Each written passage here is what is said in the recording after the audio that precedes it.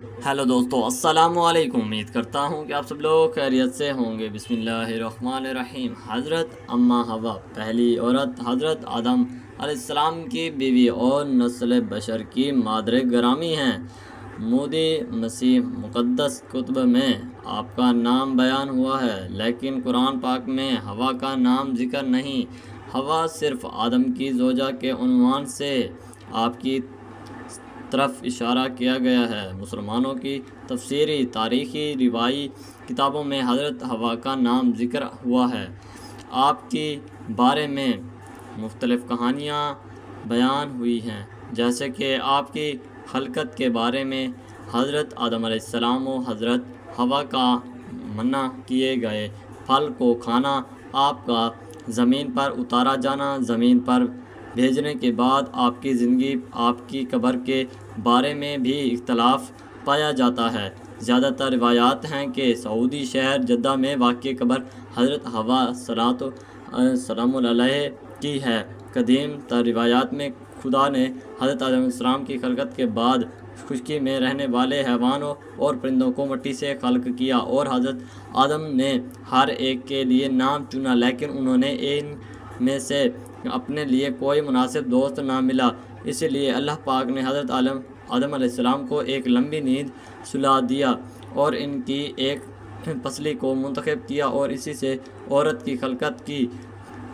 फिर इस औरत को हज़रत आदम अलैहिस्सलाम के लिए पेश किया। हज़रत आदम अलैहिस्सलाम और आपकी ज़ौजा दोनों शर्म का एहसास किए बगैर जन्नत में बगैर कपड़ों के थे। इब्लीस ने औरत को फ़रेब दिया और जिस दरख्त के फल से अल्लाह पाक ने आदम और इनकी ज़ौजा को मना किया था, इसे खाने की तशवीक की। हज़रत हव्वा सलामुल अलैह ने इस फल को खाया और हज़रत आदम अलैहिस्सलाम को भी खिलाया, जिसके नतीजे में दोनों की आंखें खुली और उन्हें समझ आई कि इनके जिस्म पर कपड़े नहीं। क्योंकि खुदा ने हज़रत आदम अलैहिस्सलाम से पूछ-गुछ की तो हज़रत आदम अलैहिस्सलाम ने अपनी ज़ौजा से पूछा तो उन्होंने शैतान की मिथाम किया। इसीलिए अल्लाह पाक ने हज़रत आदम अलैहिस्सलाम और इनकी ज़ौजा को सज़ा दी जिसके जुर्म के वो मुरतकब हुए थे। फिर औरत से कहा गया, तुम्हारे हमल के दर्द को बहुत ज़्यादा करूँगा, दर्द के साथ बच्चा पैदा करूँगी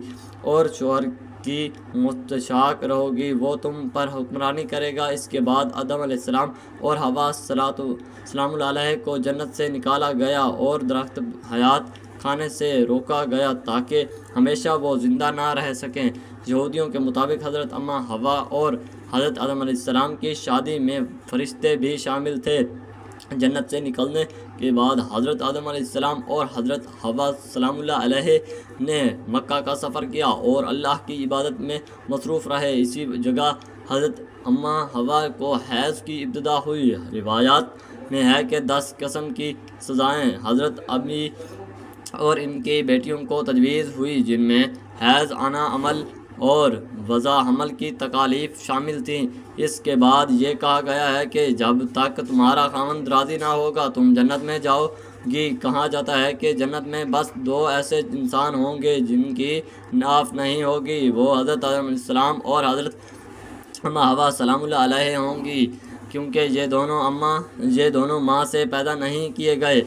कहा जाता है कि सबसे पहले हज़रत आदम अलैहिस्सलाम के बेटे अबील अलैहिस्सलाम की मौत हुई, जिनको इसके भाई ने कत्ल किया।